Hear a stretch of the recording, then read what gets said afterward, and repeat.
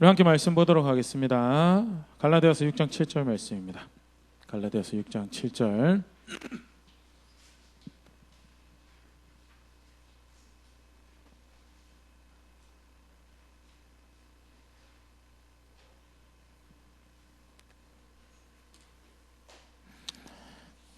오늘 요절 말씀이고요.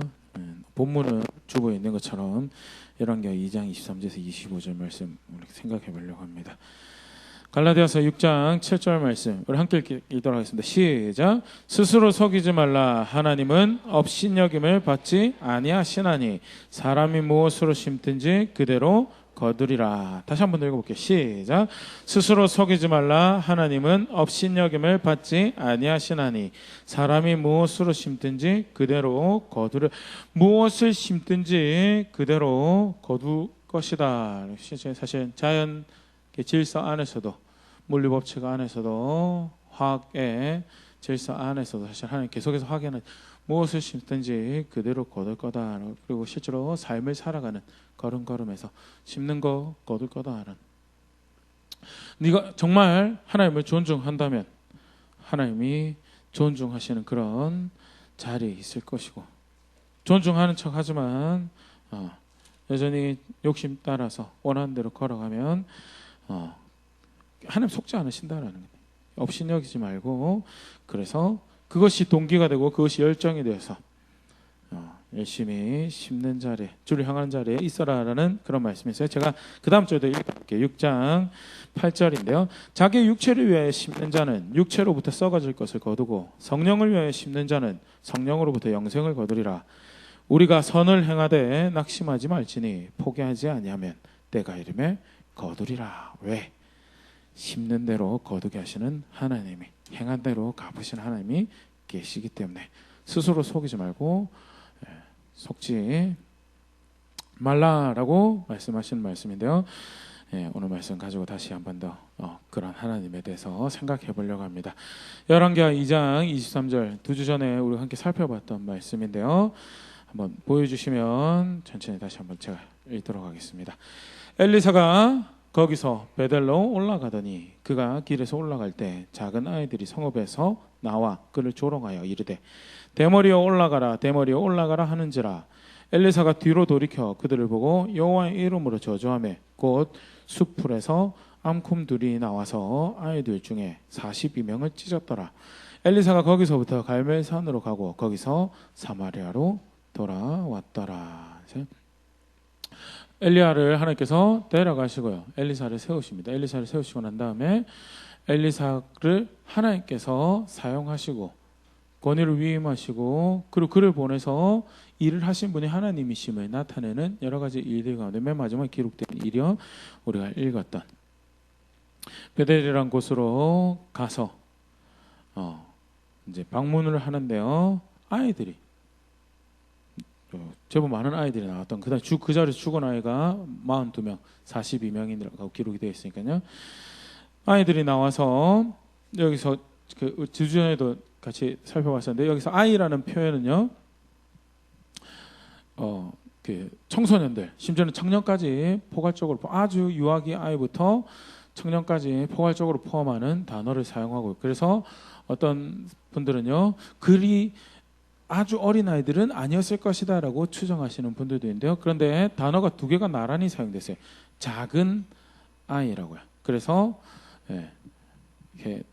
저는 개인적으로 여러 연령층의 다양한 동네 중고등 학생들 또 초등부 학생들, 어린이들 이렇게 모여 있었지 않을까, 그렇게 생각을 이렇게 단어를 보면서 그렇게 연상을 하긴 하는데요.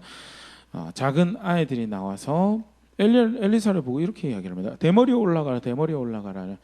머리가 아무리 없더라도 맞죠? 대머리라고 부르면 비하하는 표현, 존중하는 표현이 절대 아니죠. 그건 지금도 마찬가지인데 과거에는 훨씬 더 모욕적인 그런 표현이고요. 더더군다나 그 다음에 사용한 표현이 올라가라라고 이야기하는데, 누가 올라갔죠? 엘리사의 선임이었던 엘리야가 올라갔어요. 그러니까 이 아이들이 그냥 하는 이야기가 단순히 엘리야 자체를 비하하는 것 수준 이상으로요. 네 선생이자 선임이었던 엘리야가 그렇게 사라졌던 것처럼 너도 꺼지라는 이야기고요. 그리고 하나님이 그를 선택해서 데리고 올라간 것을 이 아이들이 엘리사를 향해서 너도 그런 식으로 꺼져라라고 이야기하는 것은 전혀 하나님을 존중하는 자세가 없는 거고요.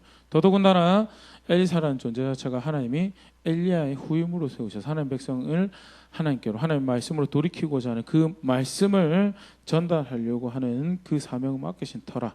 더더군다나 엘리사의 권위를 떨어뜨리고 엘리사를 존중하지 않는 것은 그 입을 통해 선언되어지는 하나님의 말씀을 존중할 생각이 하나도 없고 그 일을 행하시는 하나님에 대해서 받아들일 속칭 환영하고 영접할 생각이 하나도 없는 그런 저변의 인식을 보여주는 거고요. 그때 엘리사가 뒤를 돌아서 여호와의 이름으로 그것은 심판받아야 마땅한 이야기다라고. 그것은 벌 받아야 마땅한 아주 악한 이야기고 자세고 모습이다라고 이야기를 할 때 그게 여기서 이제 저주한다라는 이야기죠. 저주가 다른 게 아니에요. 성경에서 저주는 하나님 말씀에 심판받을 만한 존재다라는 게 그게 사실 저주죠. 비슷한 표현 누앙스를 이제 볼 수 있는 게 갈라디아서에 바울이 그런 표현을 쓰거든요. 우리가 더 이상 율법의 저주 아래에 있지 않다라고 할 때 율법은 우리 저주하지 않잖아요. 율법은 뭐 하죠? 정죄하죠. 합당하지 않다고. 그게 사실 쉽게 말해서 저주고요. 여호와의 이름으로 저주했다라는 표현도 어떻게 하나님의 이름을 들먹어서 저주를 할 수 있겠어요? 그게 실제 저주를 했다는 것보다는 여호와의 말씀에 의해서 네가 심판받을 벌받을 만한 존재다라고 이야기를 한 거예요. 그때 하나님이 그 엘리사의 말이 헛되지 않은 거에 대해서 앙콤 둘이가 나와서 아이들 중에 42명을 찢어 그 자리에서 죽이는 그런 일들이 발생을 한 것에 대해서 표면 가장 1차적으로는요. 하나님께서 엘리사를 보내셨구나라고. 하나님께서 엘리사를 통해서 그 일을 하고 계시는구나라는 거에 대해서 엘리사의 입을 통해 선언되어지는 말씀이 그냥 머리가 많이 없는 어떤 나이 많으신 분이 와서 하는 잔소리 같은 것이 아니구나라는 것을 확인하는 거고요. 바로 이 앞절에 그런 이야기가 비슷한 이야기가 또 하나 기록이 되어 있는데 제가 한번 읽어드릴게요. 19절부터 열왕기하 2장 19절부터 22절인데요. 여리고 인근입니다. 그 성읍 사람들이 엘리사에게 말하되 우리 주인께서 보시는 바와 같이 이 성읍의 위치는 좋으나 물이 나쁨으로 토산이 익지 못하고 떨어지나이다. 엘리사가 이르되 새 그릇에 소금을 담아 내게로 가져오라 하매 곧 가져온지라. 엘리사가 물 근원으로 나아가서 소금을 그 가운데 던지며 이르되 여호와의 말씀이 내가 이 물을 고쳤으니 이로부터 다시는 죽음이나 열매 맺지 못함이 없을지니라 하셨느니라 하니 22절 그 물이 엘리사가 한 말과 같이 고쳐져서 오늘에 이르렀더라. 엘리사가 더러운 물을 또는 사용할 수 없는 물을요 소금을 던져서 고치는데 표현이 그래요. 우리 맨 마지막에 보면요 엘리사가 한 말과 같이 고쳐졌다는 엘리사의 말이 개인의 말이 아니고 그가 선언하는 말이 뒤에서 그를 부르시고 사용하시는 분이 하나님이신 것을 나타내시고요. 42명이 죽은 것도 사실은 그 부분을 분명히 하고 있죠. 그런데 지난 2주 전에 여기 조금 더 같이 생각하고 살펴봤던 것이요. 아무리 작은 아이더라 하더라도요. 죄는 죄라라는 거예요. 그래서 너의 말과 너의 행동이 심판받을 만한 하나님을 거스르고 대적하는 자리에 있는 것이다라고 선언되어질 때 아이에게도 그것이 그 하나님의 기준 앞에서 죄 없다라고 어리니까 봐줄게라고 그렇게 여겨지지 않고요. 죄는 죄다라는 것에 대해서 너무 가혹한 게 아닙니까? 너무 무자비하시네. 아니요. 하나님 자비로우셨어요. 그래서 아이가 죄를 짓지 않을 수 있는 사회적 시스템을 이미 처음 하나님 백성 형성할 때부터 허락하셨어요. 대표적인 것이 주보에 있는데요. 첫 번째 법을 주셨죠. 살아야 될 기준을 가르쳐 주셨어요. 무엇이 정한 것이고 무엇이 부정한 것이 무엇이 진 안에 거할 수 있는 것인지 무엇이 울타리 안에서 소망 가운데 약속 가운데 하나님께서 그 일을 이루실 것을 바라보고 살아가는 백성으로 살아가는 것인지에 대해서 법을 주셨어요. 지난 그 2주에도 이야기 드렸던 것처럼 유대인들이 자신의 자녀들에게 가장 먼저 가르치는 말씀이 물론 창세기도 가르치지만요. 그거보다 더 시급하게 가르치는 말씀이 레위기라고 그렇게 알려지는데 왜? 레위기에는 무엇이 정한 건지 무엇이 부정한 건지 구체적으로 가르치고 걸음걸음 걸어가면서 무엇이 거룩한 것인지 무엇이 거룩하지 않은 무엇이 하나님 백성처럼 살아가서 죽을 것을 면하는 건지 부모 입장에서 내 자녀가 무엇을 가장 먼저 익혔으면 좋겠느냐 제발 이 아이가 하나님의 눈 밖에 나서 죽는 자리에 있는 것보다 그의 은혜를 잊고 그의 백성으로 여겨진 자리에서 그의 자비를 발견하고 그의 인자하신 가운데 거해서 그의 사랑이 자기를 향하는 것을 누리는 그런 아이가 되길 원했고요. 그렇게 가르칠 수 있도록 하나님이 뭘 주셨죠? 기준을, 법을 주셨어요. 그래서 그 아이가 제대로 말씀하신 대로 양육되어진다면, 보호되어진다면, 훈육되어진다면 죄를 안 지을 수 있는, 법 밖에 나가지 않을 수 있는, 심판 가운데, 저주 가운데 머무르지 않을 수 있는 은혜를 이미 하나님께서 주셨고요. 두 번째는요, 절기라는 것을 통해서요, 그 말씀을 주기적으로 정기적으로 배울 수 있는, 공동체 안에서 아이들이 참여해서 그것을 배울 수 있는 기회를 하나님이 허락하셨네요. No kids room, no kids zone. 아이들은 이선으로 나와서 뭐 니들이 뭘 배우든지 뭘 하든지 상관없고 일단 어른들은 은혜 받아야 되겠다라는 그런 구조요. 하나님 그런 거 만드신 적이 없어요. 못 알아듣더라도 사실은 실상은 가르쳐준 대로 키웠으면 알아듣죠. 4세, 5세 되면 글을 읽을 수도 왜? 말씀을 빨리 배워야 되니까. 글을 사실은 현대 교육학에서는 별로 좋은 습관은 아니다라고 그렇게 이야기해서 영국 같은 경우는 제가 알기로는 7세, 8세 이전에 글자를 배우는 것을 불법으로 이제 정해놓기도 했다고 그런 이야기를 하는데요. 지금 당장 죽고 사는 문제가 걸렸는데 하나님 백성들에게는요, 아이들이 글자를 왜? 성경을 읽기 위해서 그렇게 키우고 그렇게 자라날 수 있으면 글자를 왜 배우냐고요? 영어를 왜 배워요? 사회 진출을 잘해서 내가 원하는 거 이루려고요? 아니요.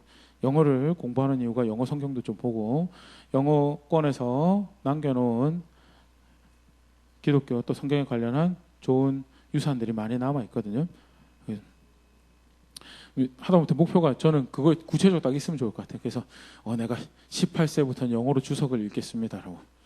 그래서 그걸 위해서 영어 공부하는 거예요. 그래서 뭐예요? 공부하는 이유가 그거 해가지고 묵상할 때 개인적으로 말씀을 공부할 때 더 분명하게 선배들 유업들 가운데서 말씀을 보고 살피고 하나님 뜻을 분별해서 하나님 말씀 따라 살 수 있는 백성이 되는 그게 복이고 그게 살아남는 거예요. 눈 밖에 나서 돈은 많이 벌었는데 결국 보복하시는 하나님 앞에서 하나님 신명기 보면 하는 표현이 그렇거든요. 네가 미끄러지기만 해 내가 기다릴 거다라고. 그리고 너 미끄러질 때 내가 보복해버릴 거다라는. 하나님 그냥 좌시하지 않는 분이다라는 거에 대해서. 자녀 실컷 키워놨는데 영어 아무리 잘하는데 수학 아무리 잘하는데 하나님 눈 밖에서 심판과 저주 안에 머무는 그건 불행이죠. 엄청난 불행입니다. 하나님이 절기라는 걸 주셨어요. 그래서 아이들이 정기적으로 시기마다 지난주에도 우리가 같이 공부했었는데 텐트 칠 때 텐트에서 머무는 거 엄마 아빠만 머무는 게 아니었어요. 미안해 여기 노키즈룸이야. 아니요. 아이들도 신나겠죠 일단은. 근데 물어보겠죠. 왜 해마다 이 짓이냐고. 왜 해마다. 하나님이 우리를 이렇게 보호하시고 이렇게 살게 하고 이렇게 인도하시고 그러면 자연스럽게 뭘 배우는 거예요. 그리고 더더구나 초막절 경우에는요. 신명기 31장 12절 13절 사실 초막절 경우인데요. 자 읽어드릴게요. 곧 백성의 남녀 어린이와 내 성읍 안에 거류하는 타국인을 모으고 그들에게 듣고 배우고 내 하나님 여호와를 경외하며 이 율법의 모든 말씀을 지켜 행하게 하고 13절 또 너희가 요단을 건너가서 차지할 땅에 거주할 동안에 이 말씀을 알지 못하는 그들의 자녀에게 듣고 내 하나님 여호와 경외하기를 배우게 할지니라. 절기를 만드셔 그때 모여서 말씀을 배울 수 있도록 익힐 수 있도록 너희들만 나오는 것이 아니고 심지어 너희 가운데 거하는 나그네들도 그때 그 자리에 함께해서 먹고 마시고 배울 수 있도록 심지어 하나님 눈은요 어디까지 머물러 있었냐면 아직 태어나지도 않은 아이들에게도 머물러 있었어요. 그 땅에 들어가서 살 때 광야의 직접적인 경험들이었고 아직 이 이야기를 들어보지 못하는 아이들이 태어났을 때 그 절기를 통해서 그 시간들을 통해서 이 말씀을 배우는 기회들을 통해서 그 아이들이 어떻게 하면 이 땅에서 장구하게 살아남을 수 있을지를 배워서 내가 너에게 준 이 나라에서 이 하나님 나라에서 그 자녀들이 너희가 장구하게 살기를 내가 희망하고 원해서 내가 이 시간을 이 기회를 너에게 허락한다라고 하나님이요 아이에게 그 행한 대로 갚으실 때 그 전에 그 아이가 보호받고 그 아이가 양육받고 그 아이가 살 길을 아니 실제로는 더 긍정적으로 나아가서 하나님 앞에서 은총을 누리며 하나님 백성처럼 살아갈 수 있도록 기회를 그리고 법을 주시고 기회를 주시고 절기를 주신 것뿐만 아니고 부모라는 것을 주셨어요. 제가 아직도 이렇게 제 나름대로 굉장히 충격적이었던 것 같아요. 유럽 그 옛날 전래동화 같은 게 아이가 어떻게 태어나나요? 이제 황새가 물어다 준단다. 그런 거 들어보신 적이 있으신가요? 네, 저 이렇게 굉장히 충격적이에요. 황새가 애를 물어다 주는 모양이구나. 알고 보니 나중에 보니까 그게 아닌데, 하나님이요 아이를 보낼 때 바다에도 길을 내실 수 있는 분이면요, 예, 여러 가지 다른 방법으로 주실 수 있어요. 왜 그 뭐죠? 그 제주도 전래동화 중에서 그 삼계성씨의 시조가 땅의 구멍에서 이렇게 튀어나왔다는 거 한번 들어보셨죠? 그런 전래동화가 있거든요. 네. 땅에서 또 솟아날 수도 있고요, 하늘에서 내려올 수도 있고요, 황새가 물어다 줄 수도 있고요. 다양한 방법으로 하나님 왜 그렇게 하실 수 있는 분이세요. 그럼에도 불구하고 하나님 정하신 방법은 뭐예요? 부모의 품에 자녀를 두셨어요. 부모의 품에 자녀를 두시고요, 부모를 통해서 보호받고 양육받고 부모를 통해서 훈육되어지고 훈련되어지고 궁극적으로 그렇게 해서 법을 주신 하나님의 마음에 기쁨이 될 수 있도록, 절기를 주셔서 기회를 주신 하나님 앞에 기쁨이 될 수 있는 자녀가 될 수 있도록 부모 품에서 자라나라라고 해서 부모에게 기쁨이 되어지는, 또 사실 자녀를 키우면 뭐 이가 갈리는 경우도 있다고 제가 들었습니다. 그런데 많은 시간이 기쁨이 되어지고 즐거움이 되어지고, 특히 내 능력 밖으로 아이가 너무 잘 자라줬을 때, 정말 고맙다라고, 이렇게 내 옆에 있어줘서 고맙다라고 참 많은 기쁨과 즐거움이 되는 것이요, 하나님이 부모에게 누릴 수 있도록 그 품에 자녀를 주셔서 허락하신 선물이고, 또 동시에 그에 어울리는 책임을 주셔서요, 그 아이의 길이 되고 이정표가 될 수 있도록. 많이 읽었던 말씀인데 그래도 같이 한번 읽어보겠습니다. 신명기 6장 6절에서 9절 같이 읽어볼게요. 시작. 오늘 내가 내게 명하신 이 말씀을 너는 마음에 새기고, 7절 내 자녀에게 부지런히 가르치며 집에 앉았을 때든지 길을 갈 때든지 누워있을 때든지 일어날 때든지 말씀을 강론할 것이며, 8절 너는 또 그것을 내 손목에 매며 기호로 삼으며 내 미간에 붙여 표로 삼고, 9절 또 내 집 문설주와 바깥문에 기록할 지니라. 부지런히 가르치고요. 집에 앉아 있을 때도 사실 이게 그냥 명령이구나라고 하면 좀 이렇게 너무 삭막할 수 있는데요, 한번 상상을 해보면요, 집에 앉아 있을 때 내 옆에 앉아 있는 아이가 있는 거예요. 길을 갈 때 내 옆에 함께 가는 아이가 있는 거예요. 또는 그 아이가 갈 때 그 옆에 내가 있어줄 수 있고요. 그게 하나님 주시는 기회거든요. 뭐 해라고요? 가서 뭐가 하나님 사랑하는지, 뭐가 하나님 기뻐하는 건지, 시시콜콜 하나하나 돈 쓰는 거, 시간 사용하는 거, 노는 거, 사람 만나는 모든 것들을 가는데 네가 거기 있어가지고 무엇이 하나님 기뻐하는 건지, 무엇이 하나님 즐거워하는 건지 이야기해주고, 그거 하려다 보니까 뭐 해야 돼? 먼저 내 안에 들어있어야죠. 먼저 새기고 가서 이야기해주고, 그리고 그 아이가 그렇게 자라날 수 있도록 가정에, 내 삶에, 내 생각에 말씀을 기준으로 삼고, 내 가정과 내가 살아가는 사회 기준으로 하나님의 말씀을 받아들여서 그렇게 살아가라고 하는 말씀을 주셨고요. 심지어는 엄청난 책임도 주셨어요. 살인하는 게 범죄인데요, 말 안 듣는 아들은 네 손으로 죽여라라고. 제가 그 전에 살펴봤었는데 제가 한번 읽어드릴게요. 신명기 21장 18절에서 21절 사람에게 완악하고 패역한 아들이 있어 그의 아버지의 말이나 그의 어머니의 말을 순종하지 아니하고 부모가 징계하여도 순종하지 아니하거든 그의 부모가 그를 끌고 성문에 이르러 그 성읍 장로들에게 나아가서 그 성읍 장로들에게 말하기를 우리의 이 자식은 완악하고 패역하여 우리 말을 듣지 아니하고 방탕하며 술에 잠긴 자라 하면 그 성읍의 모든 사람들이 그를 돌로 쳐 죽일지니 이같이 네가 너희 중에서 악을 제하라. 그리하면 온 이스라엘이 듣고 두려워하리라. 스스로를 거룩하게 구별하고 마을을, 동네를, 하나님 나라를 거룩하게 구별하는 방법 중에 하나가요, 하나님 백성이 사실은 죽이라고 명령하는 케이스가 분명히 명시되어 있긴 해요. 그런데 사실은 살인하지 말라라는 계명이 분명히 존재를 하기 때문에 굉장히 어려운 선택이고요. 근데 더더군다나 부모 손에 자식의 생명을 맡겨서 그렇게 하는 거, 부모에게 얼마나 큰 책임을 맡기고 그 자녀가 살아갈 수 있는 길을 네가 열어줘야 되는 건가에 대해서 책임을 우리가 간접적으로 보일 수 있고요. 그게 하나님이 자녀에게 부모를 주신 거죠. 그래서 그 자녀가 바른 길로 걸어갈 수 있도록 하나님 사랑하는 자녀가 될 수 있도록. 사실 이런 부분들을 조금 더 볼 수 있는 또 다른 장치가 뭐가 있냐면요. 하나님이 언약 백성을 만드실 때 우리도 언약 백성이죠. 우리는 어떤 언약 백성이죠? 새 언약의 그래서 신약 백성이라는 표현을 사용하는 새 언약의 백성이 옛 언약도 그렇고요. 새 언약도 그렇고요. 하나님 언약 백성이라는 걸 삼으실 때 그냥 단순히 개인만 부르신 게 아니고요. 어떻게 언약 백성을 삼으시냐면요. 그 후손까지 그를 통해서 바라보세요.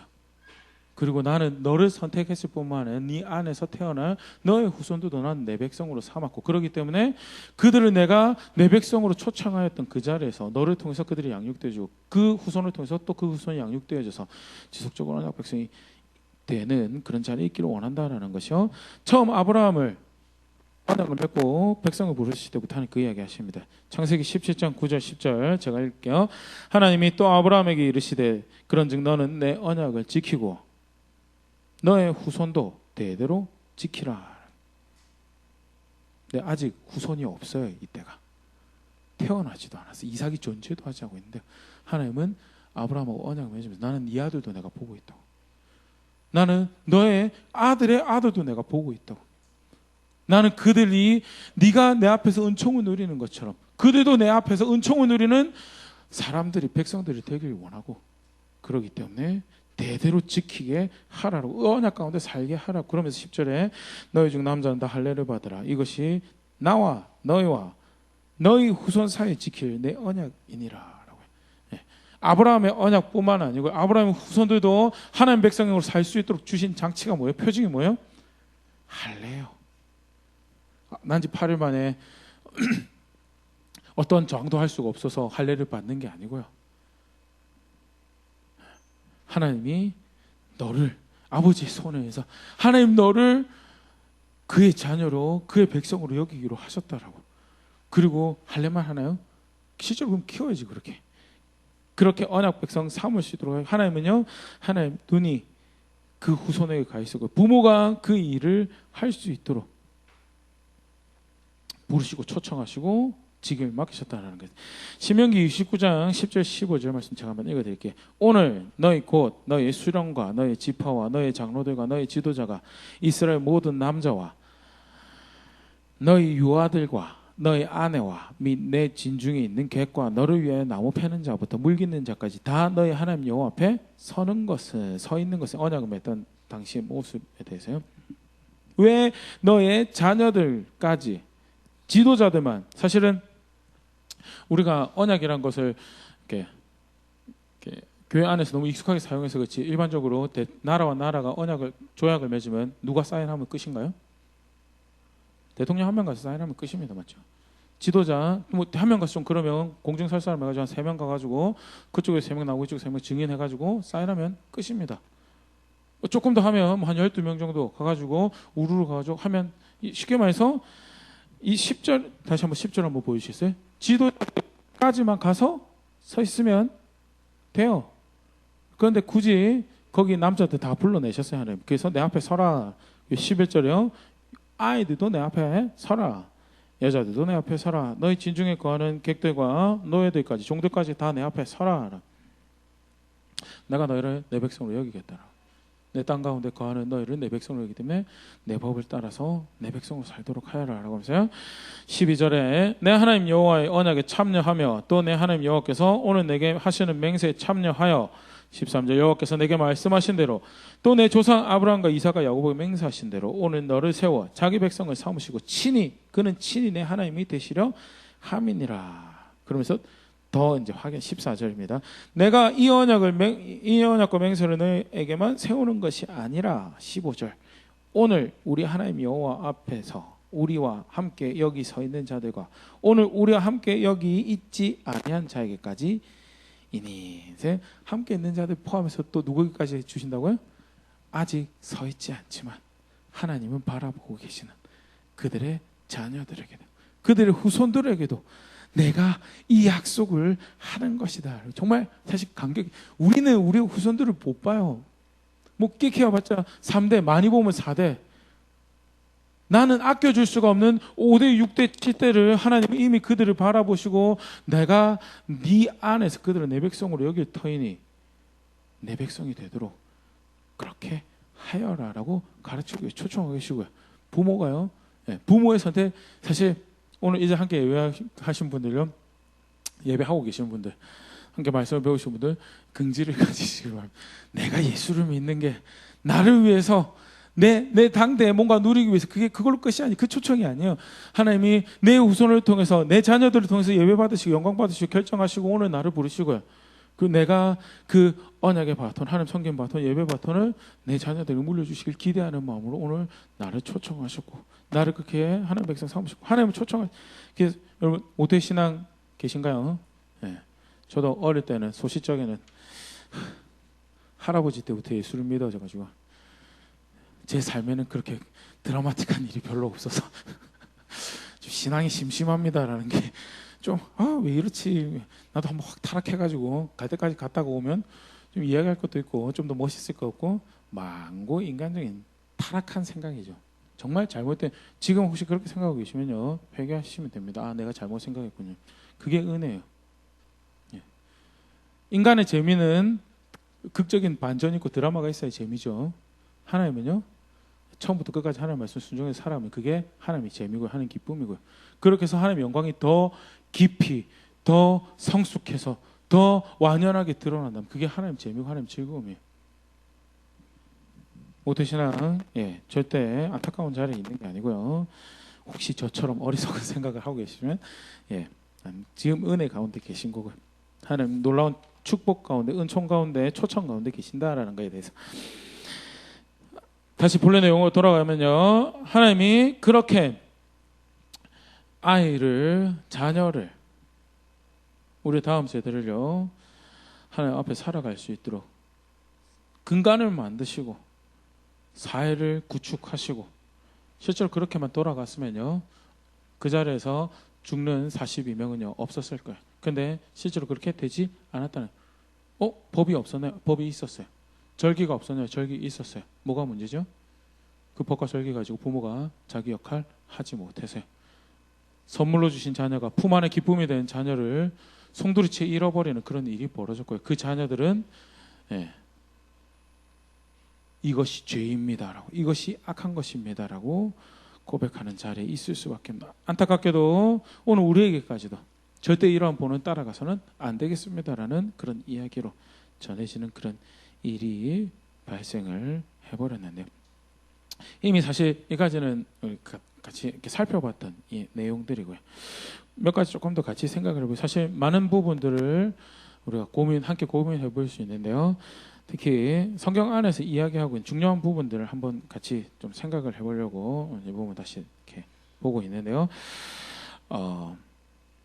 우리가 자녀를 도울 때, 우리가 또 자녀를 보호하고 인도할 때, 자칫 우리가 자녀에게 바라는 것이 단순히 눈앞에서 어떤 행동을 내가 원하는 행동을 해주길 바라고 선택을 바라는 그런 경우들이 발생할 수 있어요. 이렇게 쉽게 그런 예를 볼 수 있는 게 뭐냐면 분쟁이 발생하고 아이들끼리 다툼이 발생할 때 쉽게 하는 선택이 뭐죠? 그 다툼의 진위가 뭔지 파고들어서 무엇이 바른 건지 분석해주고 바른 선택을 할 수 있도록 인도하기보다는요. 어떻게 해요? 그냥 싸움이 싫어요. 다투는 게 싫고 그래서 뭐예요? 나의 많은 보고 양보하라고 그래요. 그리고 아니면 잔소리할 수 있는 애 데려와가지고 네가 참아라라고 이야기해요. 공정한가요? 양육의 마인드가 있어서 하는 건가요? 그냥 뭐예요? 내가 다툼이 싫어서 그런 식으로 개입을 하고 당장 내 눈앞에서 내가 원하지 않는 행동을 하지 말라라는 표현을 하는 거죠. 그거는 바른 사실은 인도가 아닌데요. 성경에서 사실은 비슷한 것을 볼 수 있는 게 뭐냐면요. 마음에 대한 하나님의 말씀, 마음에 대한 하나님의 가르침이 사실 그런 부분들인데 성경에서는요. 하나님을 따르는 것은 물론 많은 영역에서 하나님이 순종하라, 따르라, 명령과 규례를 따르라, 행동할 것에 대해서 계속 반복적으로 이야기하고 계시면요. 굉장히 중요한 것은 그 행동을 하나님께서 행동을 명하시는 것은요. 마음의 돌이킴, 그 회개라고 어떤 학자는 표현을 하고요. 어떤 분들은 회개, 제가 봤던 자료는 주로 회개라고 표현되어 있었는데 원래 내가 가고 싶던 길에서 돌이켜서 내 마음대로 가지 않고 하나님 말씀을 따라 살겠습니다. 마음에서부터 변화를 일으켜서요. 그래서 그것을 통해서 걸음걸음 행동 하나님 기뻐하신 것을 선택하는, 실제로 그것이 하나님께서 말씀하신 순종의 모습이고요. 물론 비유로 예수님께 비유로 드실 때 그런 예가 하나 있긴 있어요. 그래서 뭐죠?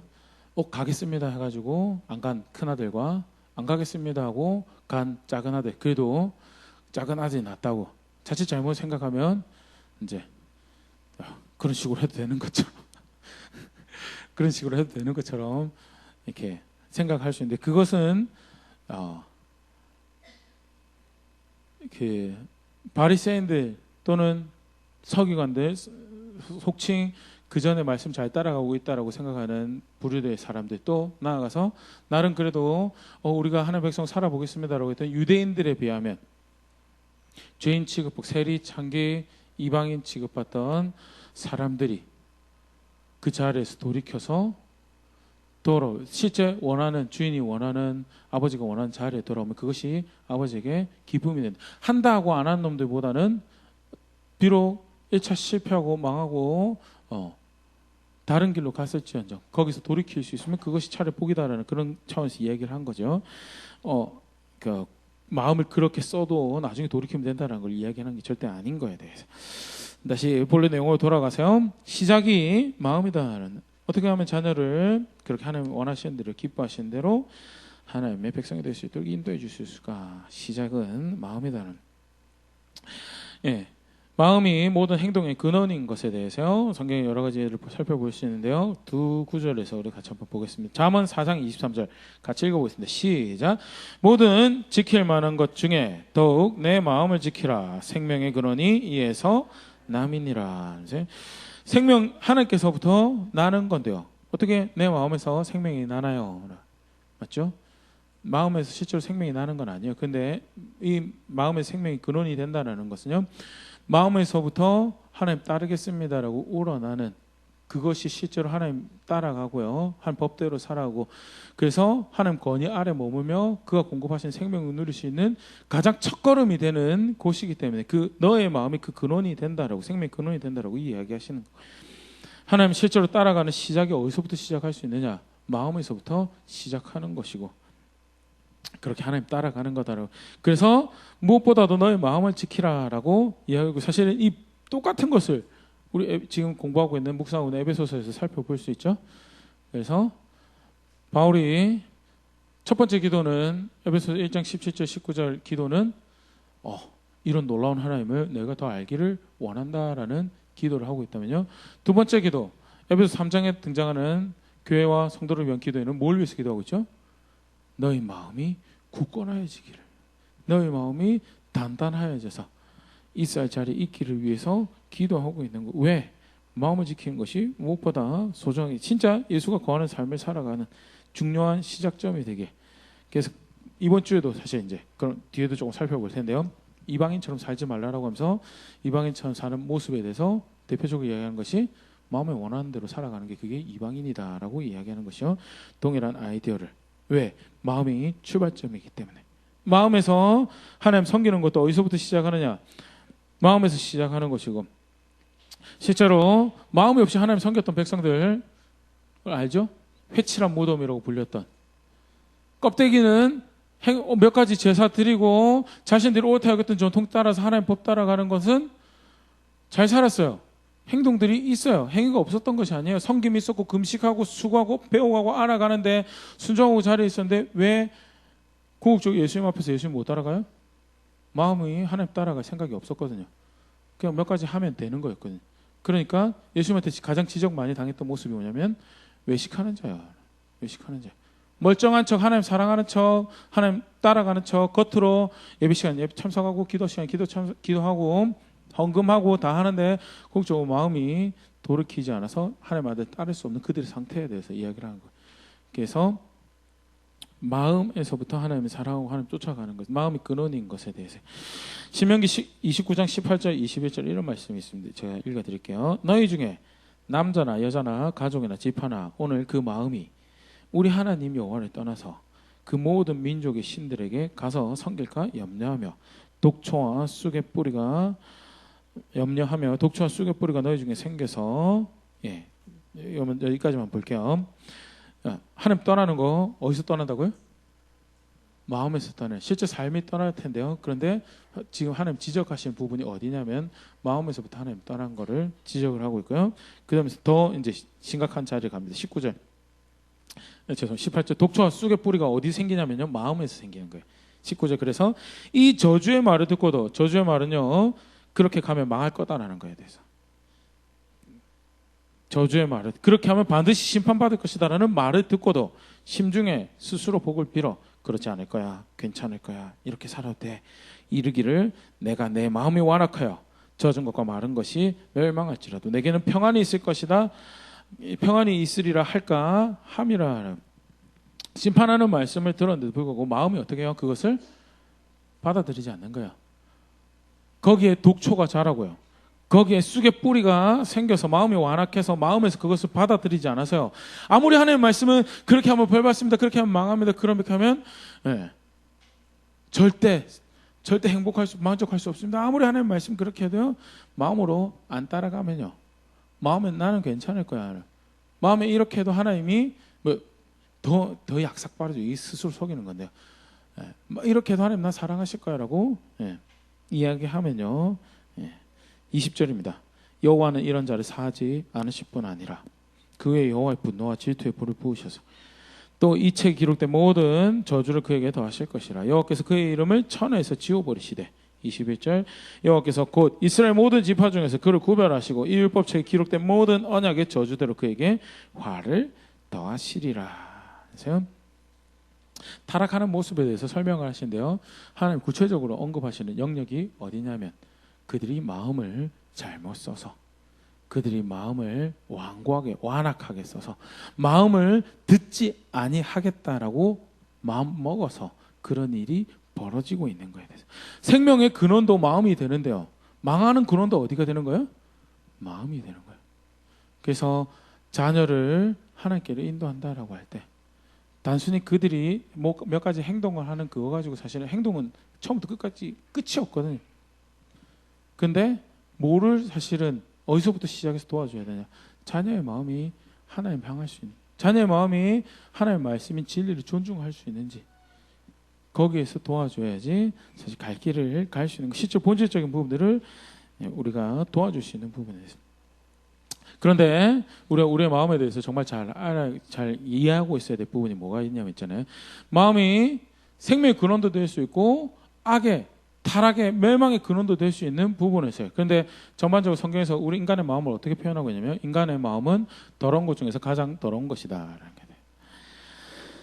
예레미야 17장 9절 우리 같이 한번 크게 읽어보겠습니다. 시작. 만물보다 거짓되고 심히 부패한 것은 마음이라 누가 능히 이를 알리오마는. 성경에서 보는 사람의 마음은요, 더러운 것 중에서 가장 더러운 게 사람의 마음이다라는 거예요. 마음이 생명의 근원이기 때문에 그래서 절대 마음에 원하는 것을 쫓아서 살면 안 된다라는 게요.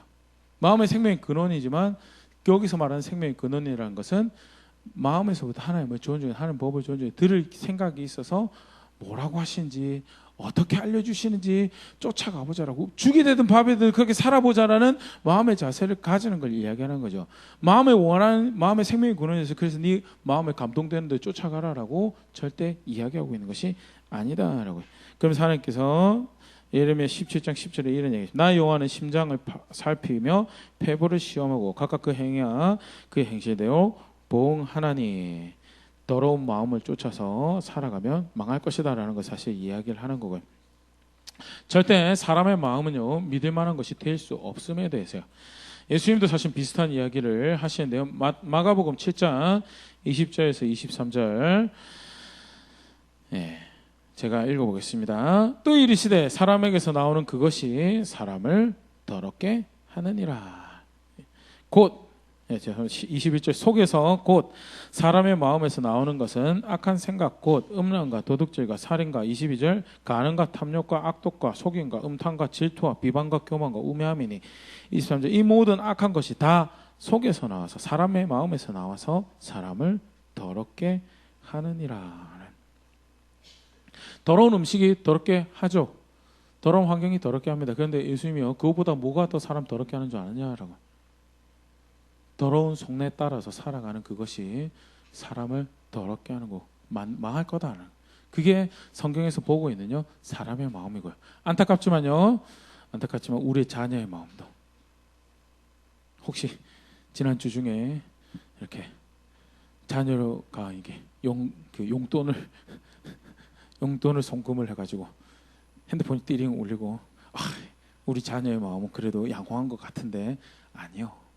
성경은요, 사람의 마음이요, 내 마음이 더러운 만큼 내 자녀면 아무리 천사같이 보이고 어려 보이고, 왜? 그게 사실 타락한 사람의 속내죠. 아담으로부터 물려받은.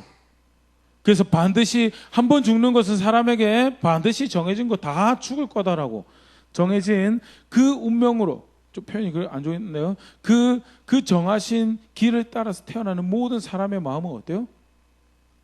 죄성의 간섭 아래 있어요. 죄성의 영향 아래, 그 저주 아래 놓여져 있는 마음이고요.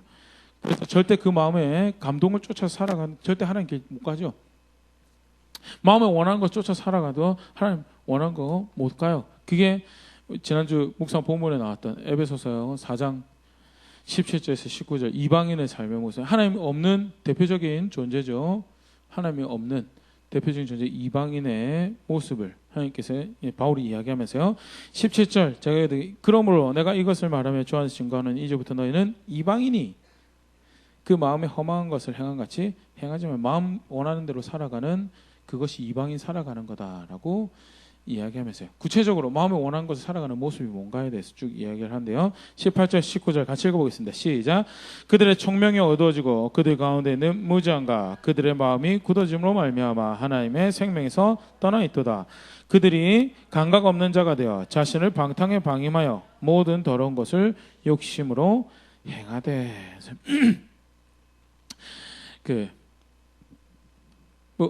대표적인 모습들이 나오는데 간단하게 지난 수요일 금요일 살펴봤던 거라서 간단하게 보면요, 총명이 어두워진다는 말은요, 주보에도 이렇게 기록이 되어 있는 것처럼요, 옳고 그른 것을 분별하지 않는다는, 마음에 원하는 것 같기 때문에 옳은 거 그런 거 굳이 생각하지 않아요. 뭐가 내가 원하는가요. 어제 아굴라랑 좋은 시간을 같이 가졌었는데, 시간이, 식당 밥 먹기 전에 시간이 조금 있어가지고 방파제 그 앞에 이제 어촌마을 이렇게 방파제 이렇게 조금 이렇게 걸어서 이렇게 나가는데, 이제 토요일이라고 가족들하고 나온 팀들이 이렇게 많은 팀들이 있었어요. 근데 그 중에 한 2팀 정도가 이제 제 귀에 이제 걸렸죠. 이제 밥 먹기 전에 안 줄 거다. 주세요. 밥 먹기 전에 안 줄 거다. 자기 욕심대로 자기 마음에 원하는 거니까 밥 먹기 전에 그거 먹으면 자기한테 도움이 돼요, 안 돼요? 옳은 거 그런 거 분별 안 해요. 뭐 원해요? 당장 내가 먹고 싶은 거 원해요. 무엇이 나에게 이익이 되는지, 무엇이 나에게 얻는 것이 되는지 고민하지 않아요. 뭐 해요? 마음에 원하는 거 쫓아가요. 마음에 원하는 거. 근데 그게 사실 다 있죠. 그게 다 있는데 그렇게 살지 말아야 되는 게요, 하나님 계시면 그렇게 살 수 없거든요. 근데 분별하지 않고 옳은 거 그런 거, 무엇이 진짜 유익이고 무엇이 진짜 잃는 것인지 분별하지 않고 마음에 원하는 거 쫓아 사는 거, 그게 하나님이 없는 거고요. 마음대로 살아가는 거예요. 그게 바울이 이야기하는 이방인의 험한, 그게 사람의 마음의 정체고요. 정말 자녀를 돕기 원하면요, 그렇게 가도록 내버려둬서 안 되죠. 두 번째, 또 마음에, 죄송합니다, 하나님이 없는 이방인처럼 살아가는, 마음대로 행하는 모습이 뭐냐면요, 무지함과 마음의 굳어짐으로 살아가는, 알려고 하지 않고요, 순종하려고 하지 않아요. 무지함이라는 것은 알지 못하는 거죠. 근데 사실은 이제 우리 자칫 잘못한 거 안 가르쳐 줬으니까 모르죠, 그러네. 아니요, 우리 이미 받아 가지고 있죠. 받아 가지고 있어요. 부인할 수 없을 만큼 속속들이 구체적으로 알려고 하지 않으세요. 알려고 하지 않는 그 마음을 여기서 말해서 무지함이라고 그러고요. 알아도 순종하지 않으려고 하는 게요, 굳어진 마음이고요. 그래서 바울이 여기서 쐐기를 박습니다. 18절 한번 다시 보여주시면요. 바로 앞에, 감사합니다. 무지함과 마음의 굳어짐으로 말미암아 뭐라고요? 하나님의 생명에서 떠나 있도다. 하나님 없는 거예요. 알려고 하지 않고요. 알아도 굳이 따르려고 생각 없이 사는 거예요. 그거 이방인처럼 사는 거고. 그러니까 어떻게 하나님 생명에 같이 있어요? 교회로서는 절대 같이 이렇게 절대 살아서는 안 되는 모습이요. 예수 믿는다고 하면서 절대 그 삶에서 답습하지 말아야 될 모습이 뭐냐? 무지함으로 일관하고 순종하려고 하지 않는 완고함으로 살아가는 모습이 그게 하나님 없는 거다라고. 정말 자녀를 하나님 앞에 살아가는 자녀가 되기 원하고 실제 그렇게 인도하고 싶으면 그들 마음이 알려고 하는 마음에서 무엇이 하나님 기뻐하려고 하는 건지 어떻게 해서는 그래서 좀 따라 살아보는 것이 좋지 않겠느냐라는 그런 동기와 그런 마음과 그런 열정을 심어줄 수 있도록 그렇게 수고하고 그렇게 인도해야 되는 것이요. 그게 부모가 해야 될 일이겠죠. 또 계속 보면요. 19절에 보면 감각 없는 자가 되어 방탕에 방임했다는 감각 없는 부끄러워해야 되고 부끄러워하지 않아요. 근데 사실은 사회적 현상에서도 그런 거 많이 보죠. 사회적 현상에서 제가 몇 번 여러 번 이야기 드렸던 것 같은데 강의실에서는 절대 입을 수 없는 옷입니다라고 이렇게 학교 가면 이야기를 해줘요. 미국이에요. 제가 공부할 때 처음 갔을 때 학교도요. 처음 갔을 때 학교는 입학하기 전에 이미 그게 날라왔어요. 그래가지고 제가 그 한국에서 공부하러 가는 거 준비하면서 제 손으로 처음 면바지를 제가 가가지고 제 손으로 제 면바지를 처음 샀던 게 그때 청바지로도 못 들어오는 거예요. 반바지로도 못 찢어진 청바지도 안 되고요. 면바지 다음에 단화. 제가 처음 입학할 때는 그 학교는 그 남자들 같은 경우는 무조건 허리띠 안에 이제 턱인이라고 하거든요, 영어를. 그래서 다 집어넣어서. 근데 제가 뭐 덩치가 좀 있다 보니까 갑갑해가지고 계속 내서 입는데 어쩌겠어 학교 다니려니까 클래스 갈 때 이렇게 집어넣었다가 학교 종강하고 딱 바로 이제 제 방에 들어오면 바로 이제 빼서 이렇게 그렇게 입고 다녔는데 어쩌겠어 학교 다니. 그게 근데 단순히 사람 안에서 사람과의 관계에서 가르치는 사람에 대해서 예의를 가지고 그것은 그렇게 하지 않는 것은 배우는 사람의 합당한 태도가 아니고 부끄러운 것입니다라고 해서 그 이제 그 첫 번째 학교 갔던 학교는 선도부가 미국 학교인데요. 그 레지던트 어시스턴트라고요. 거기서 살고 있는 사람을 돕는 원래는 사실 그런 기능이 아닌데 그 학교는 그 레지던트 어시스턴트를 어떻게 사용하냐면 복장 규정 위반하면 이제 체크하는 사람. 네. 그렇게 해가지고 남자들은 그렇고 여자들은 그 치마 무릎 아래 내려가는 거 못 입고 오고요. 그리고 그 스파게티 스트랩이라고 해서 끝나시로 돼 있는 그런 거 못 입고 하고. 첫 번째 학교, 두 번째 학교는 교수가 개인적으로 학생들 가르치려고 이제 만든 그런 게 있었어요. 그래가지고 이거는 학생으로서 이렇게 특히 대학원 수준의 학생으로서 함께 학습을 하게 오는데 부끄러운 자세다라고 합당하지 않다라고 하는 규정들이 있어요. 그래가지고 그 교수님 수업에는 절대 슬리퍼랑 반바지 못 입고 들어가고 그 교수님은 학생들 이렇게 다리 꼬고 앉는 것도 못 보고 있었어요. 그게 무슨 배우는 자세냐고. 네. 사람하고 사람 관계도 부끄러워해야 될 거예요. 합당하지 않는 모습인데 하나님 앞에서 살아간다고 할 때 절대 답습해야 되지 말아야 돼. 부끄러운 모습들이 존재를 해요. 실제로 그거 하나님이 가르쳐 주셨어요. 이렇게 하면 부끄러운 짓이다라고. 심지어는 너무나 부끄러워서 죽어야 되는 거다라고. 그런데 마음에 하나님이 없고요. 하나님 인정하지 않고요. 자기 마음대로 살려고 하니까요. 부끄러워야 될 걸 부끄러워하지 않는 거예요. 그리고 어떻게 한다고요? 부끄러워해야 되고 수치서 원래 부끄러우면 어떻게 하죠? 부끄럽지 않게 해서 그것을 벗어나고 개선하려고 하는 삶을 살아가는 게 그게 부끄러워할 때 가지는 마음이고요. 그런데 그걸 부끄러워하지 않으니까 더러운 자리에 자기를 계속 놔두는 거예요. 그래서 창기처럼 옷 입고 다니고요. 남성인지 여성인지 구분 못하게 해가는 행색에 부끄러워야 될 자리에 자기를 두는 거예요. 단순히 복장만 그렇게 다니네. 그런 행동을 하는 그 모습들에 대해서 그것을 부끄러워했는데 부끄러워하지 않는 그런 삶의 자세를 가지는 걸 일컬어서 이게 감각 없는 자가 돼서 방탕의 자신을 방임한다라는 거고요. 마음이 기준이 없어요. 옳고 그런 거 분별하죠. 마음대로 하니까 발생하는 일이고요. 그게 사람의 더러운 마음이다. 그래서 절대 마음 쫓아 살아가면 안 된다라는 것이 바울이 이야기한 거. 아울러서 한 가지 더 바울이 이야기하고 있는 것이요. 모든 더러운 것을 욕심으로 행하되라는 표현을 하고 있는데 이게 뭐냐면요. 마음대로 하는 것에 더 더해서 살아가는 거예요. 갈수록 마음대로 하고 싶은 것만 하는 거야. 어느 지경까지 가요? 어느 지경까지 가요? 자기 자녀, 자기 품 안에 자기가 이렇게 수고해서 낳은 자녀도 자기 손으로 안 기르려고 하고요. 그를 위해서 수고하는 것도 억울하고요. 그런 자료. 왜? 마음대로 하는 것을 내버려둬서요. 그들이 어떻게 하면 바르게 클지, 옳게 클지, 정말 사랑받는 사람처럼 클지 생각 안 해요. 하고 싶은 대로 그냥 마음대로 해요. 그게 마음대로 하는 것에 마음대로. 결국 사실은 바늘도둑 소도둑 되는 거고요. 똑같은 거예요. 바늘도둑 소도둑이고, 그리고 처음에는 연필 한 자를 훔치다가 사람을 죽여서 자기가 원하는 것을 빼앗는 자리로 가는 게 그게 여기서 말하는 이 현상인 거예요.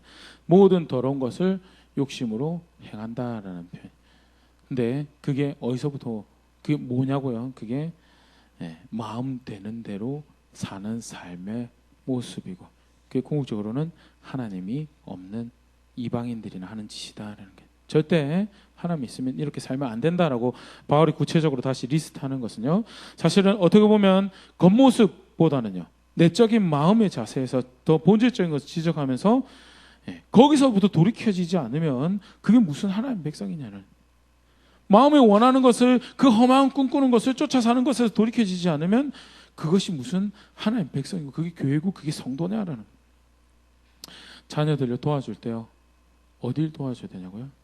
그게 돌이켜질 수 있도록 몇 가지 행동 선택하는 거 말고요.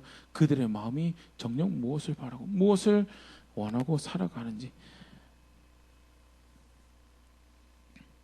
구체적으로 실제로 그 마음에서 하나님의 말씀을 따라 사는 것을 즐거워하고 기뻐하고 하다 못해 있잖아요. 그래서 다 알아도 있잖아요. 다 알아도 설명서대로 만들고요. 이렇게 사용하세요라는 것을 읽어보고 그렇게 살아가서 기준이라는 것이 있구나, 룰이라는 것이 있구나라는 것을 그 마음에 생각할 수, 그렇게 따라갈 수 있도록 도와주는 것이 사실은요, 마음에 하나님의 말씀을 따라 살 수 있도록. 근데 왜 그것이 그토록 중요하냐면요, 다시 한 번 더 보겠습니다. 하나님의 말씀 따라 사는 것이 그게 하나님의 백성 기본이다라는 게 대해서 이게 가장 기초고요, 근간이. 신명기 32장 46절 47절 말씀 같이 한번 읽어보겠습니다. 구약에서 하나님께서 말씀하신 건데요. 같이 읽어보겠습니다. 시작. 그들에게 이르되 내가 오늘 너에게 증언한 모든 말을 너희 마음에 두고 너희 자녀에게 명령하여 이 율법의 모든 말씀을 지켜 행하게 하라. 이는 너희에게 헛된 일이 아니라 너희 생명이니 이 일로 말미암아 너희가 요단을 건너가 차지할 그 땅에서 너희 날이 장구하리라. 하나님, 모세가 전해주는 하나님의 말씀을 너희만 지킬 뿐만 아니라 너희 자녀도 모두 지켜 행해서 하나님께서 주시겠다고 한 그 땅에서 하나님 백성처럼 장구하게 살도록 하여라라고 하면서 가장 근간이 뭐냐, 가장 기초가 뭐냐, 헛된 것으로 보여질지언정 그래도 그 율법 주신 말씀 따라 사는 것이, 그것이 너를 지키는 것이 너희 자녀를 지키는 것이고 장구하. 그래서 그들의 마음이 그것을 원할 수 있도록, 그들의 마음이 그것을 위해서 준비될 수 있도록 훈육하고 양육하고 인도해 주는 것이 그게 부모가 해야 될 일인 거에 대해서. 신약은요 어떻게 가르치냐면요, 두 군데 찾아볼 텐데요. 요한계시록 22장 18절 19절입니다. 같이 읽어보겠습니다. 시작. 내가 이 두루마리의 예언의 말씀을 듣는 모든 사람에게 증언하노니 만일 누구든지 이것들 외에 더하면 하나님이 이 두루마리에 기록된 재앙들을 그에게 더하실 것이요. 19절. 만일 누구든지 이 두루마리의 예언의 말씀에서 제하여 버리면 하나님이 이 두루마리에 기록된 생명나무와 및 거룩한 성에 참여함을 제하여 버리시리라. 예, 똑같아요. 신약 백성도 구약 백성도 하나님 백성이라면 가장 기초가 뭐냐고요? 말씀 따라 살아가고요. 자신의 상태가 늘 말씀 따라 살아갈 수 있는 상태가 될 수 있도록 지키는 거예요. 네, 여담이긴 한데 제가 이렇게 최근에 들어서 그런 걸 조금 더 이렇게 보는 게 저희 교회에서 목요일 날 오면 홈스쿨 모임을 하거든요. 네, 가끔 자기들끼리 깔깔대고 막 재밌어하고 막 아이들이. 네. 뭐 옆에서 듣고 보면 있잖아요. 사실은 요즘 흔히 말하는 이렇게 핫한 인싸가 되는 유머나 그런 우스꽝스러운 이야기가 아니에요. 근데 막 자기들끼리 웃고 그래요. 사실 그게 재밌을 이유가 하나도 없는데 오히려 어른들은 하나도 안 웃고 지나갈 일에 대해서 그 아이들이 그걸 즐거워하고 그것 가지고 몇 명 이렇게 같이 함께 웃고 있는 건데 제가 뭘 이렇게 좀 생각을 하게 됐었냐면 그래도 나름 홈스쿨 하려면 차단이 되어진 아이들이거든요. 바깥에 다른 자극적인 흥미로부터 있잖아요. 다른 재밌는 걸로부터 차단이 되어지는 아이들이고. 그러니까 쉽게 말해서 우리 지금 중고등부는 안 그렇겠지만 여기 있는 중고등부는 안 그렇겠지만 이렇게 바깥에 나가는 중고등부 애들 쉽게 말해서 볼 거 다 보고 거기서 주는 자극으로 웃고 거기서 주는 자극으로 재밌어하는 아이들은 그 정도 자극이 돼야지 뭐예요? 웃을 수 있는 거예요. 그 정도 자극이 돼야지 재밌을 수 있는 거예요. 그런데 그게 아니면요. 그런 걸 몰라요. 그런 걸 모르면 어떻게 해요? 조그만 재밌는 것을 자기들 나름에서 자기들 일상에서 조그만 재밌는 것을 발견해도 그거 가지고 즐거워할 수 있어요. 기뻐할 수 있어요. 이게 이제 이건 제 이야기가 아닌데 오늘 홈스쿨하는 가정에서 이렇게 그 집안은 그 가정 훨씬 더 철저하고 깐깐하게 해가지고 애들 간식 그 뭐죠? 생고구마 깎아주고요. 생당근 깎아주고 사탕, 초콜릿 이런 것도 안 먹이려고 정말 기를 쓰고 열심히 이제 그러니까 아이들이 그 당근 씹으면서 단맛이 난다고 고구마 씹으면서 단맛이 난다고 이제 그러고 먹는다는 거예요. 그리고 타락한 아버지는 이제 그 이야기를 해준 분이 아빠였는데 자기는 타락해가지고 바깥에 세상에 있는 사탕과 과자를 옹호한 것 때문에 다 아니까 사탕과 과자를 너무 맛있다고 먹는데 자기 오히려 당근 먹고 고구마 먹고 큰 아이들은 사탕이 너무 단 거예요. 초콜릿이 너무 달아가지고 먹기가 힘들어가지고 그게 굉장히 아무것도 아닌 예인 것 같지만 있잖아요. 하나님 말씀을 즐거워하고 그것이 살 방도가 되기 위해서 그 마음을 경작하고 훈련하고 하는 거예요.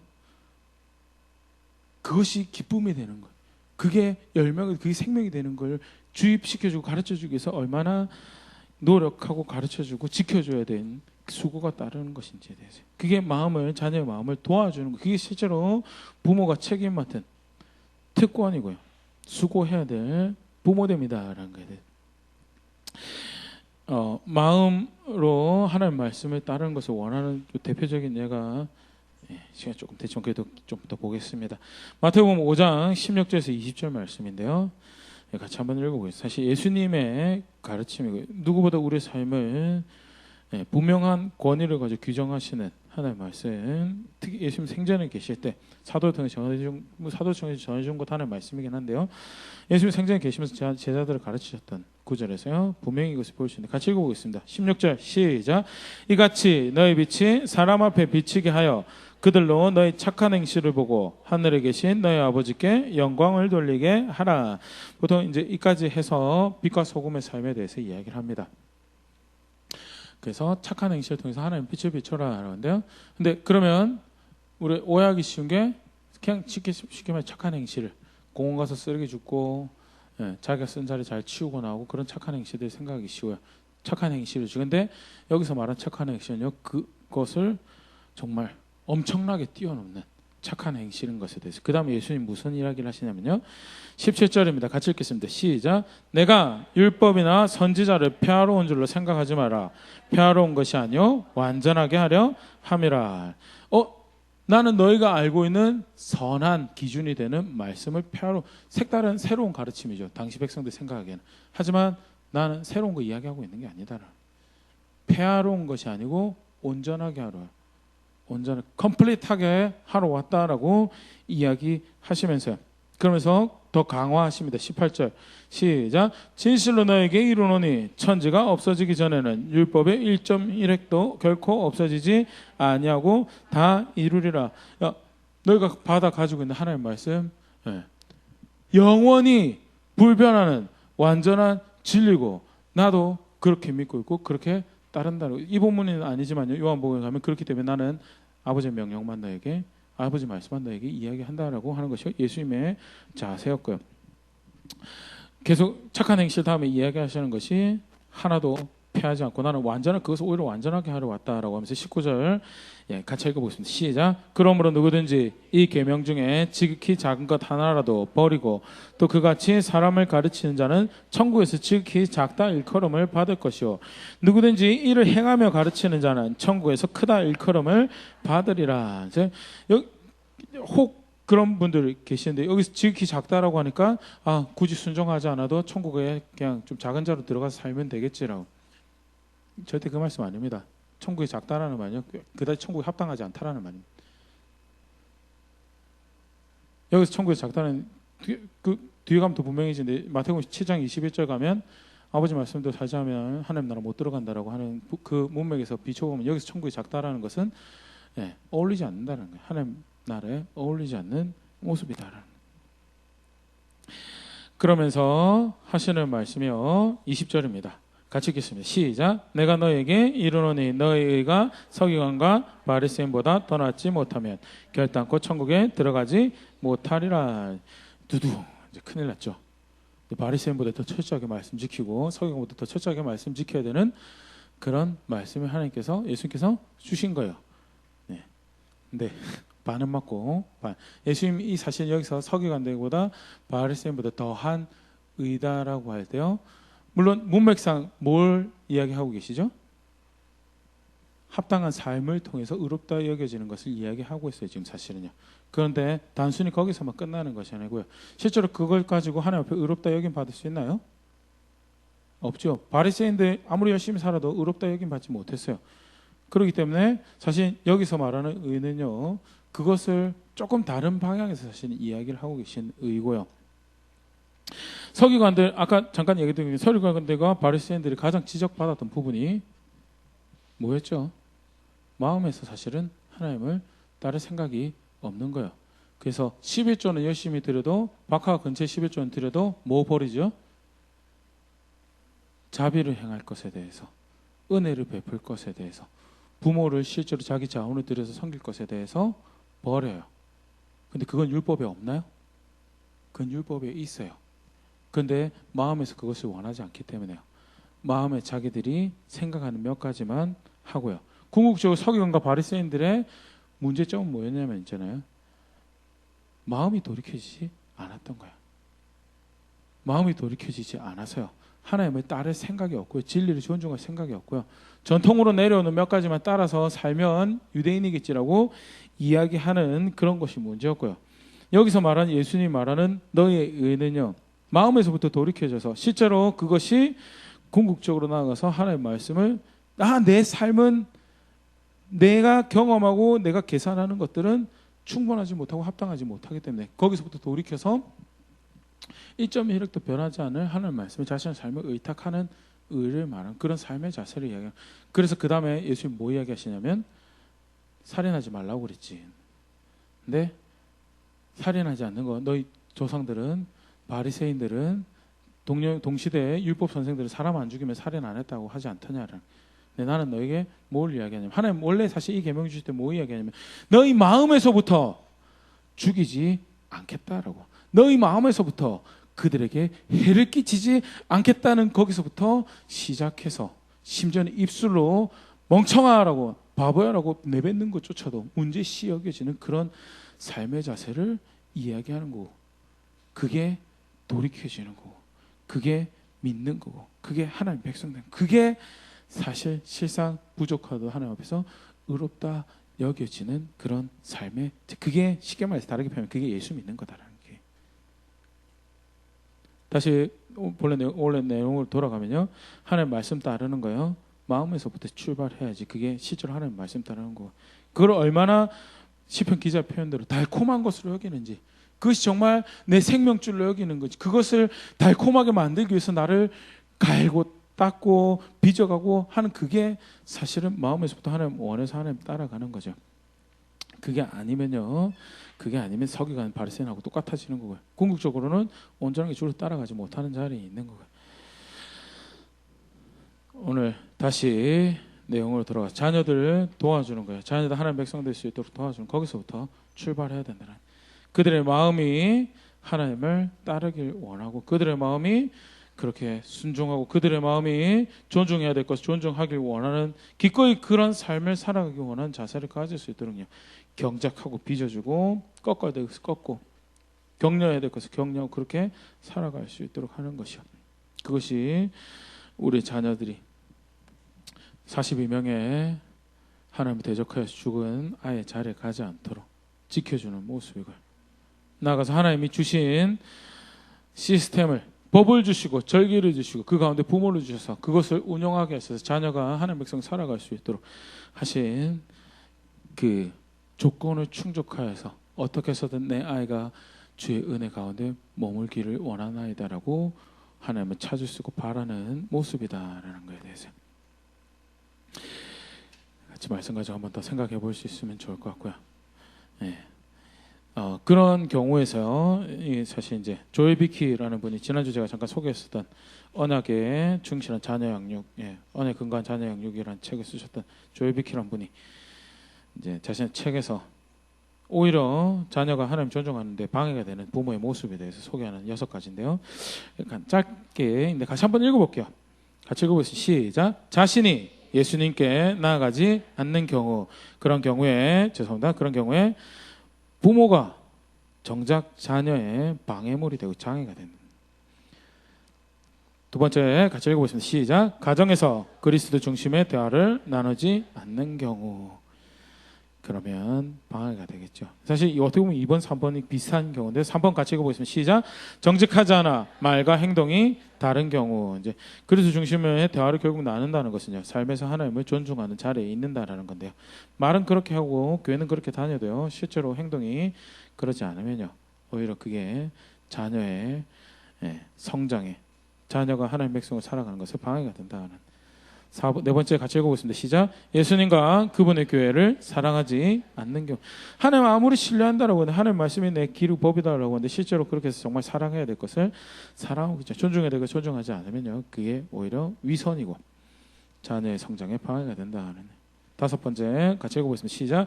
하나님을 신뢰하지 않고 그분의 약속을 굳게 붙잡지도 않는 경우. 사실 자녀들이 우리 중고등부만큼만 머리가 굵어도 사실 말이 잘 안 들어가죠. 말이 잘 안 들어갑니다. 그러면 뭐 보여줘야 되나요? 실제로 부모가 돈을 어떻게 사용하고 있는지, 실제로 부모가 시간을 어떻게 사용하고 있는지 그걸로 가르쳐 줄 수밖에 없어요. 그래서 견눈질을 통해서, 어깨너머를 통해서 그들이 배우고자 하는 것을 그 모습에서 캐치해 갈 수 있도록. 그런데 정작 본인이 하나님 신뢰하지 않고 본인이 하나님 약속 붙잡지 않아서 그냥 저렇게 살아도 되는 모양이다, 돈 저렇게 쓰고 시간 저렇게 쓰고 살아도 되는 모양이다라고 가르쳐 주면요, 그러면 이제 망가뜨리는 거죠. 자기 손으로 자기 자녀들 망가뜨리는 거. 저렇게 아버지 노릇해도 되는 모양이다, 저렇게 어머니 노릇해도 되는 모양이다라고 암암리 암시를 줘요. 그러면 이제 방해하는 거죠. 큰 장애물이 되는 거고. 마지막으로 6번째 같이 읽어보겠습니다. 시작. 영적인 일에 무관심한 경우. 이거 당연하겠죠. 육체로 심으면 거기서 썩어질 것을 거두고요, 성령을 통해서 생명이 날 것을 거기에 관심 가지고 그것을 위해서 포기하지 않고 수고하면 그것을 거두고요. 자녀에게도 마찬가지. 여러 번 그런 이야기 드렸었는데 그 굉장히 사실 쉽게 우리가 볼 수 있는 예가요,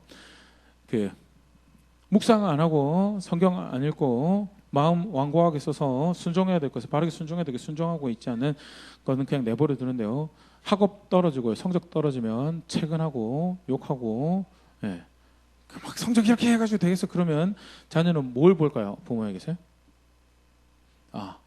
이게 중요한 거구나, 국영수 성적표가 어떻게 나오는지 이게 중요한 거구나를 배우게 되는 거죠.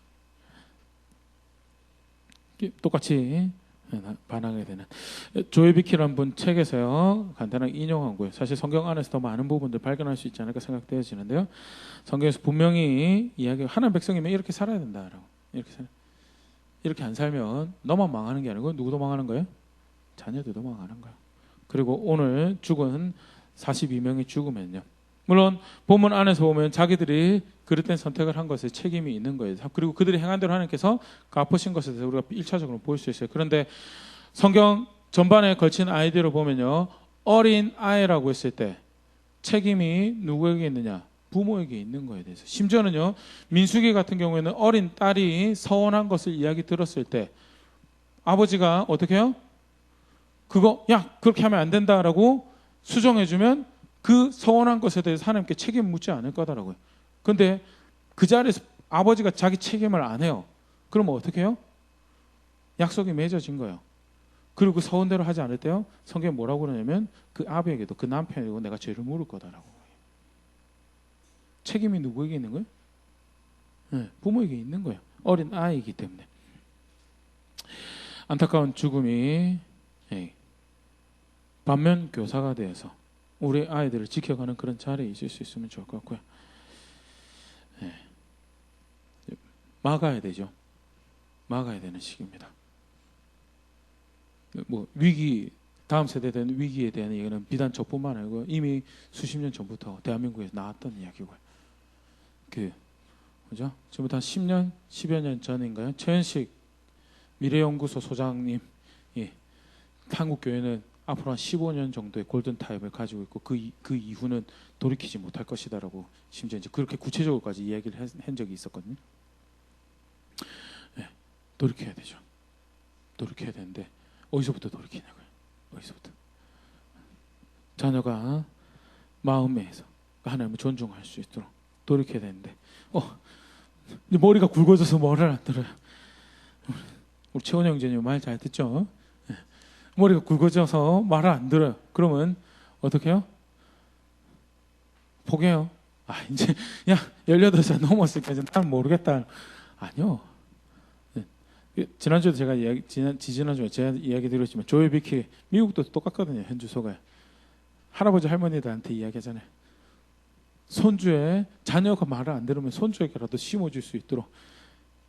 혹시 애들이 아버지 오늘 저희 애 좀 봐주세요. 그러면 당장 그래 내가 봐줄게 그래라고. 혹시라도 그렇게 해서 그 손주들이라고 하나님 사랑하는 거, 할아버지랑 대화하는 가운데, 할머니랑 대화하는 가운데, 할머니랑 같이 놀이하는 가운데, 할머니랑 같이 주방에서 시간 보내는 가운데 심어줄 수 있으면 혹시라도 이 세대를 돌이킬 수 있지 않을까. 그래서 적극적으로 힘 닿는 데까지 도와주라라고 강하게 이야기. 성경에서 그렇게 이야기는 하진 않지만요, 우리가 오늘 간접적으로는 볼 수 있죠. 아브라함 안에서 자식도 낳지 않았는데요, 그 자녀의 자녀까지 하나님이 보고 부르셨다는 사실이요. 머리가 굵어진 자녀들은 말이 들어가지 않지만 본보기로 보여주는 삶에서 저도 목사님 앞에 있어서 좀 그렇긴 하지만요, 제가 저희 아버님한테 이렇게 크고 나서 이렇게 도전받았던 모습 중에 하나가 뭐였냐면, 제 아버님 같이 이렇게 교회를 이렇게 한 10년 넘게 다녀보셨으면 잘 아시죠. 제 목사님 소리 지르는 거 보신 적 있으신가요? 저는 본 적 있어요. 저는 본 적 있거든요. 근데 소리 지르시지 잘 안 하세요. 근데 자녀들인 저 애 앞에서도 소리를 잘 안 지르시려고 해요. 근데 사람은 화가 나잖아요, 맞죠? 화가 막 나요. 그러면 제가 분명히 제 귀에서 본 모습이 뭐가 있냐면 있잖아요. 화가 나셨는데 갑자기 방에 들어가세요. 그럼 뭐 하시냐면 성경을 막 읽으세요. 성경을 읽고 그래가지고 자기의 감정이 다스려지기까지 시간이 좀 지나고 난 다음에 나오셔가지고 이제 할 이야기 하시는 거예요. 네가 그렇게 하면 하면 안 되는 거 아니냐라고. 근데 그게 그렇게 너도 이렇게 하라라고 하신 적이 한 번도 없는데요, 제가 성장하면서 그래 감정대로 자녀를 다루는 것은 좋은 것이 아닌 것에 대해서 암암리에 이렇게 배우고, 최대한 매를 들어도 체벌할 때가 있어도 감정대로 이렇게 해서는 절대 안 되는 거에 대해서 저도 모르게 딱 장치가 되는 학습 또는 배움이 어떤 거였냐면, 제가 이렇게 보고 자란 그런 모습들이었거든요. 말이 안 들어가는 아이들은 뭘 보여줘야 되겠어요? 포기해요? 말이 안 들어간다고요? 듣지 않는다고 포기해요? 아니요. 실제로 내가 내 돈을 가지고 하나님의 여전히 어떻게 존중하고 사는지, 내가 얼마나 하나님의 약속 안에서 내 미래를, 내 자녀의 미래를, 내 가정의 미래를 추구하고 있는지를 계속해서 보여주는 가운데 힘들 때 우리 아버지가 이렇게 하더라. 힘들 때 우리 어머니가 이렇게 하더라. 정말 도움이 필요할 때 이렇게 하더라. 가르쳐 줄 수 있습니다. 그게 가르쳐 주는 거예요. 그 자녀가 나이가 더 들어서 어려움이 닥쳤을 때 정말 이제 사방을 돌아봐서 어디에 도움을 구해야 할지 모를 때 기억해내는 부모님의 모습, 기억해내는 어머니의 모습, 아버지의 모습이요. 그 아이에게 살 길이 될 수 있다면요. 다시금 하나님 앞에 겸손하게 돌아올 수 있으면요. 그러면 오늘 우리가 다시 심어야죠. 오늘 다시 심어야죠. 그래서 또 42명이 죽는 일이 내 품 안에서, 우리 품 안에서 벌어지면 절대 안 되고요. 서로가 서로를 그렇게 막고 보호해주는 그런 시대 가운데 있을 수 있으면 참 좋을 것 같습니다.